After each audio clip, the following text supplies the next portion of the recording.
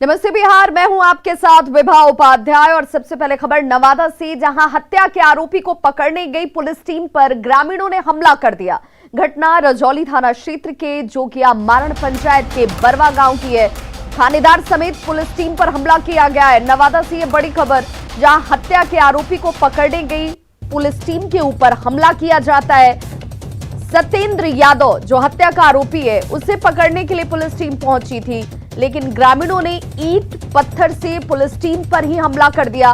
थानाध्यक्ष समेत 3 पुलिसकर्मी इस दौरान घायल हुए हैं, जो जानकारी इस वक्त सामने आ रही है। और घटना के बाद पुलिस ने गांव में छापेमारी अभियान चलाया। अब तक इस मामले में कुल 10 लोगों को गिरफ्तार किया गया है और पुलिस की टीम फिलहाल कैंप कर रही है गांव में। घायल चौकीदार को रजौली अनुमंडलीय अस्पताल में इलाज के लिए भर्ती कराया गया।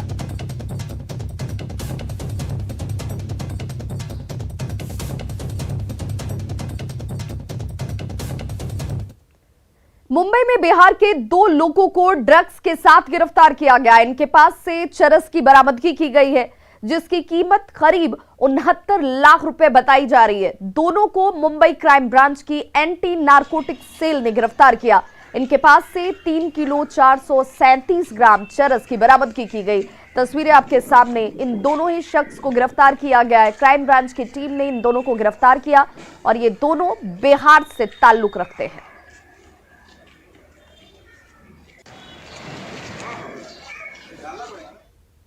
सैलाब का सितम ऐसा कि ऊपर बारिश और नीचे पानी।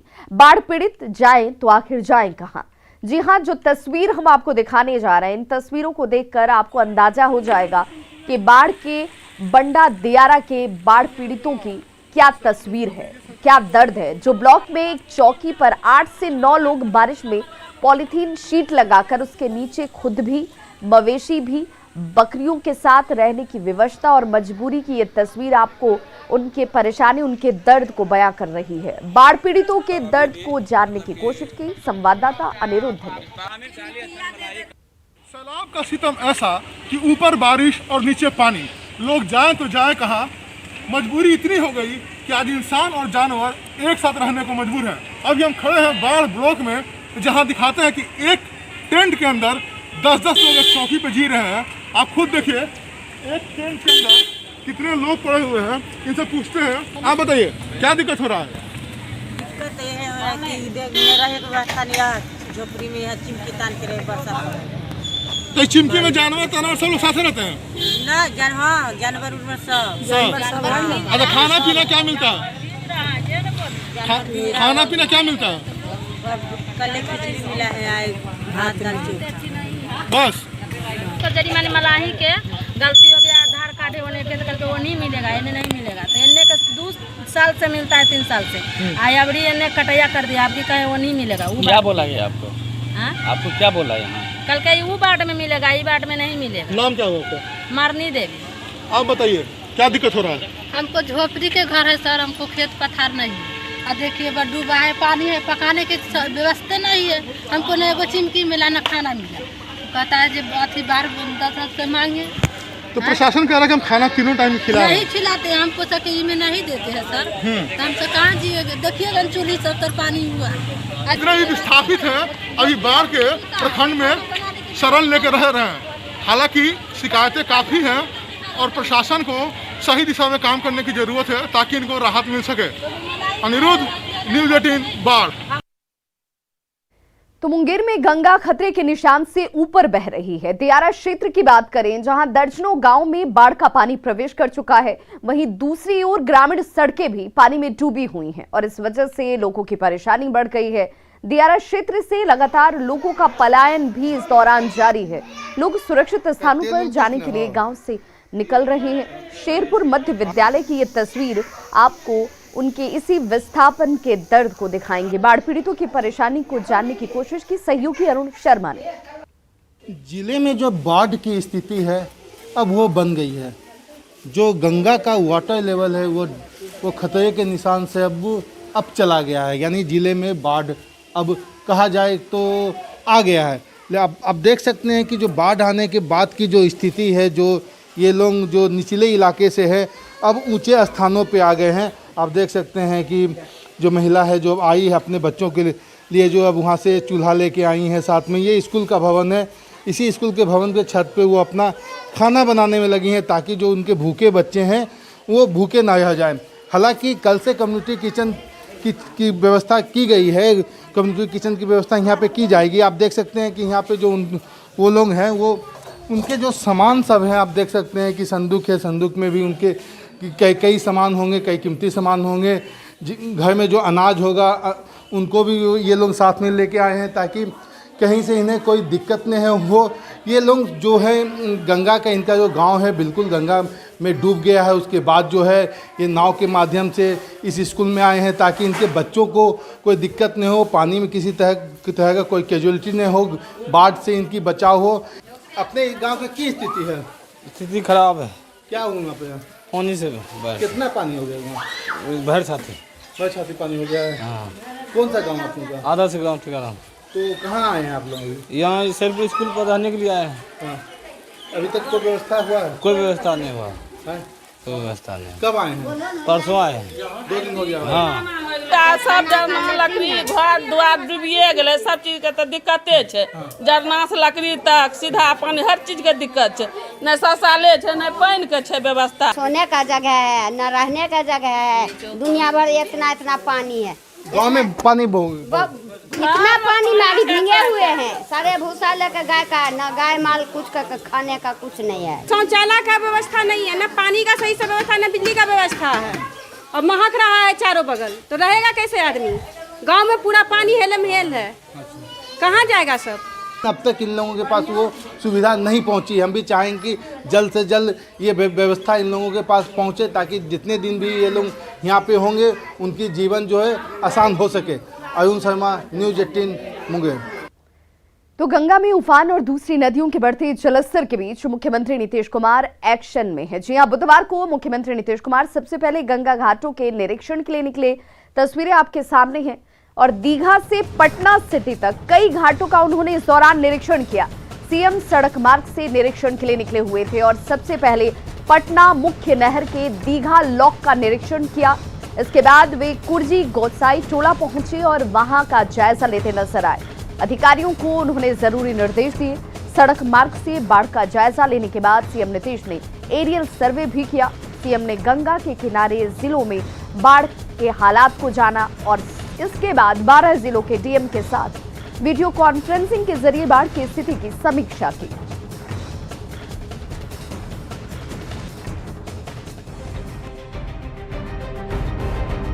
गंगा के रौद्र रूप ने बिहार की चिंता बढ़ा दी है। गंगा की धार बता रही है कि हालात कितने गंभीर हैं। हर दिन हर घंटे गंगा का जलस्तर बढ़ रहा है। लिहाजा सैलाब के संभावित खतरे को देखते हुए मुख्यमंत्री नीतीश कुमार ने कई घाटों का जायजा लिया। घाटों पर घूम घूम कर मुख्यमंत्री ने बहुत ही बारीकी से हालात का जायजा लिया। कभी घाटों के किनारे जाकर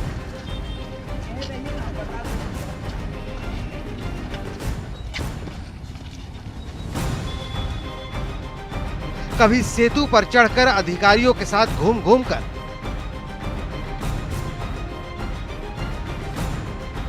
तो कभी घाटों की रेलिंग पर चढ़कर पूरे हालात का सीएम ने निरीक्षण किया।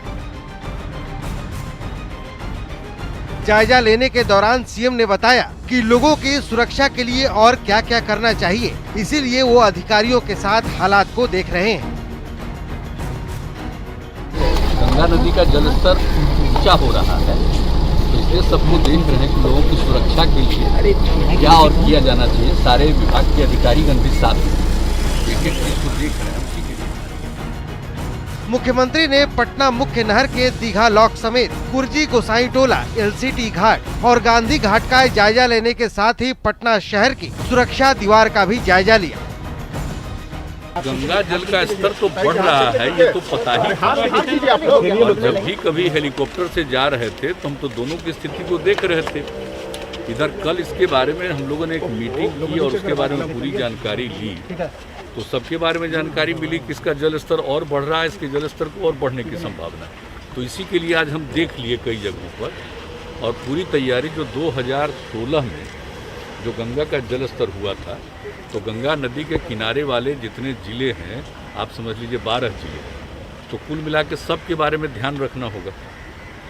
तो उन सब चीज़ों के लिए ही इसको देखना था और हमने इसलिए कह दिया है कि 2016 में जिन इलाकों पर असर पड़ा है उसको ध्यान में रखते हुए पूरी तैयारी करके उन लोगों की सुरक्षा के लिए हम प्राप्त। दरअसल पिछले एक हफ्ते से गंगा नदी उफान पर है।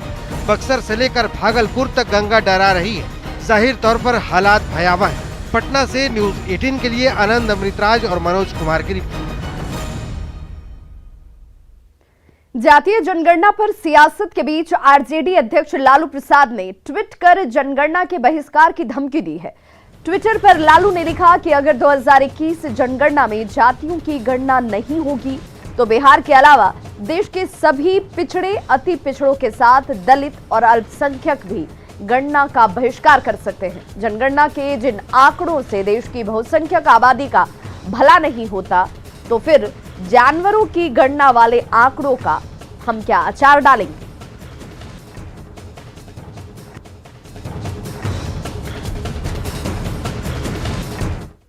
तो देखिए, जातीय जनगणना पर लालू की धमकी का जेडीयू ने न सिर्फ समर्थन किया है और ना ही विरोध किया, जबकि कांग्रेस और आरजेडी का यह कहना है कि हर हाल में जातीय जनगणना होनी चाहिए।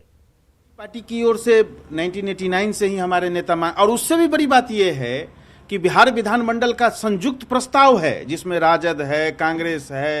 आदरणीय लालू प्रसाद जी ने स्पष्ट कह दिया है, ऐलान कर दिया है कि अगर नहीं होती है तो बहिष्कार करेंगे लोग। बिल्कुल ठीक कर रहे हैं, कोई दिक्कत नहीं है। जब आप वोट जात के नाम पर मांगते हैं, तमाम पॉलिसीज जात के नाम पर मांगते हैं, ये समाज जात के नाम पर बटा हुआ है, तो जातीय जनगणना में आपत्ति क्या है? नेता प्रतिपक्ष तेजस्वी यादव जगदानंद सिंह पर तेज प्रताप यादव की टिप्पणी पर सवाल से बचते हुए नजर आए। वहीं SC/ST छात्रों को स्कॉलरशिप नहीं मिलने पर उन्होंने सरकार को घेरा। नहीं, इसमें तो कई बार जो है स्कॉलरशिप के नाम पे जो है कई बार जो है बहाना करके सरकार जो है, चाहे अति पिछड़ा का हो या SC/ST का हो, स्कॉलरशिप में जो है वो लोगों को नहीं मिल पाता और इसमें भी कई धांधलियां भी निकल करके। अब वो तस्वीर जो मिथिलांचल के लोगों को रोमांच से भर देगी। सर पर पाग, गले में मखान की माला और कंधे पर मिथिला पेंटिंग वाली शॉल और हाथ में कवि कोकिल विद्यापति की तस्वीर। ये तस्वीर आपको जो इस वक्त नजर आ रही है, ये कल की है, जब दरभंगा के सांसद गोपाल जी ठाकुर दरभंगा एम्स के शिलान्यास और दरभंगा एयरपोर्ट के विधिवत उद्घाटन का निमंत्रण देने प्रधानमंत्री नरेंद्र मोदी से मुलाकात करने के लिए पहुंचे थे। सांसद ने पीएम को मिथिला पेंटिंग, चादर, पाग और मखान के माला के साथ महाकवि विद्यापति का चित्र देकर समस्त मिथिला वासियों की तरफ से सम्मानित किया। उन्होंने मिथिला के लोगों की तरफ से दरभंगा में AIIMS, Kosi rail Mahasetu, IT park, मखाना को बढ़ावा देने के लिए पीएम को धन्यवाद दिया। इसके अलावा पूसा एग्रीकल्चर यूनिवर्सिटी को केंद्रीय विश्वविद्यालय का दर्जा देने, औरंगाबाद दरभंगा एक्सप्रेसवे को 6 लेन से जोड़ने जैसी योजनाओं के लिए भी उन्होंने पीएम का आभार जताया।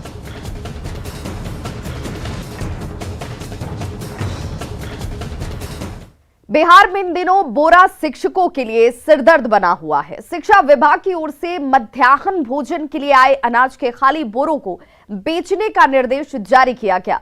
इस मामले ने तूल तब पकड़ लिया जब इस मामले को लेकर एक शिक्षक को निलंबित कर दिया गया। पूरी रिपोर्ट देखिए।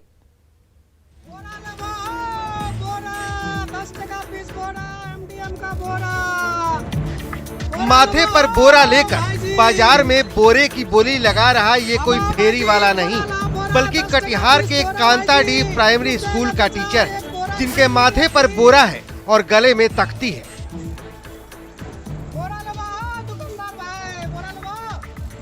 जिसमें लिखे हुए शब्द से साफ है कि सरकारी आदेश पर ये बाजार में बोरा बेच रहे हैं। लेकिन इस वीडियो के सामने आने के बाद मामले ने तूल पकड़ लिया। शिक्षा विभाग ने कड़ी कार्रवाई करते हुए कंताडी प्राइमरी स्कूल के टीचर तमीजुद्दीन को निलंबित कर दिया, जिसके बाद बिहार के नियोजित शिक्षकों ने चेतावनी जारी की है।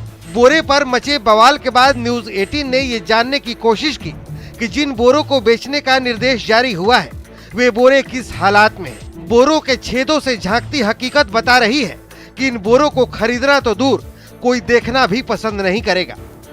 राजधानी पटना के शेखपुरा मध्य विद्यालय के शिक्षक कुछ इसी तरह से गवाही दे रहे हैं और सरकार के आदेश का कहीं ना कहीं विरोध जता रहे हैं। तो देखिए, इस वक्त जो बोरा बेचने का आदेश दिया गया है तो सभी स्कूलों को दिया गया है, यानी राज्य के 75,000 जो स्कूल हैं उसको ये आदेश मिला है कि 2014, 15, 15-16 वित्तीय वर्ष के जो भी मिड डे मील के खाली पड़े बोरे हैं उसे आप 10 रुपये पीस बेच दें। बोरा में छेद किया हुआ है, कोई व्यापारी इसको ले नहीं पाता है। कई बार प्रयास भी किए, बुलाए भी, लेकिन बोरा देख देख के कहता नहीं सर ये लो, हम लोग मुफ्त में भी ले जाके क्या करेंगे, हम नहीं लेंगे। जाहिर है 5 से 7 साल पुराने बोरे की स्थिति ऐसी नहीं है कि उसे कोई खरीदे। लगभग सभी बोरे फटे हुए हैं या उन्हें चूहों ने कतर दिया है। हमारे यहाँ का डैमेज हो गया है और चूहा की वजह से सारे बोरा कटा हुआ है, और बोरा जब कट गया है, फट गया है, तो उस बोरे को कहाँ से हम लोग बेच पाएंगे। दरअसल शिक्षा विभाग की ओर से साल 2014-15 और 2015-16 में विद्यालयों को उपलब्ध कराए गए मध्याह्न भोजन में चावल के खाली बोरे को बिक्री करने और पैसे जमा करने का आदेश जारी किया गया है। सरकार ने खाली बोरे का मूल्य 10 रुपया प्रति बोरा निर्धारित कर दिया है। न्यूज़ 18 के लिए पटना से रजनीश कुमार की रिपोर्ट।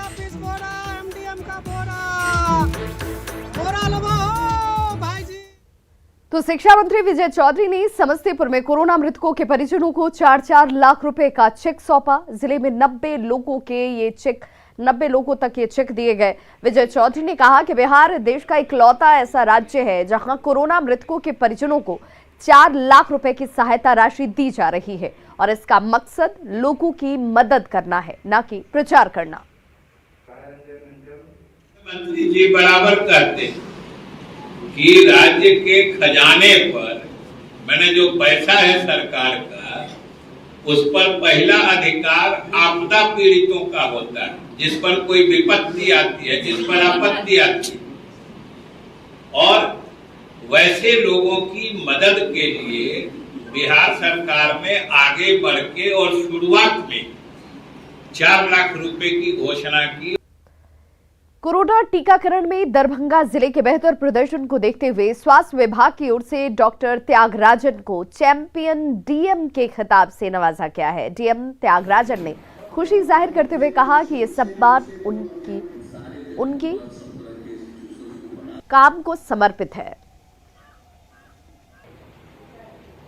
वैक्सीनेशन कार्यक्रम के तहत 3 जिला का पुरस्कृत किया गया है।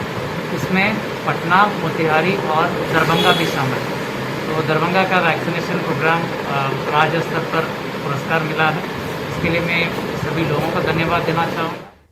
बेगूसराय में बीजेपी का कार्यकर्ता सम्मेलन आयोजित हुआ, जिसमें डिप्टी सीएम रेणु देवी और पंचायती राज मंत्री सम्राट चौधरी शामिल हुए। पूर्व एमएलसी रजनीश कुमार ने इस कार्यक्रम को आयोजित किया था और दोनों मंत्रियों ने कहा कि उनकी इच्छा है कि अगले चुनाव में 60% से ज्यादा महिलाएं चुनाव जीत कर पहुंचे।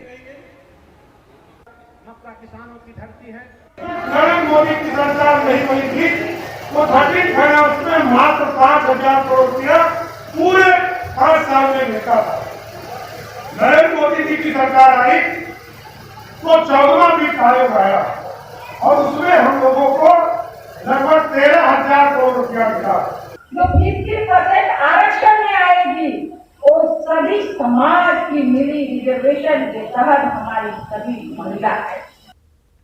डिप्टी सीएम तारकिशोर प्रसाद विकास योजनाओं के साथ अपराध नियंत्रण पर बैठक के लिए कटिहार पहुंचे हुए थे और इसी दौरान शहर में 2 जगहों पर वारदात हो जाती है।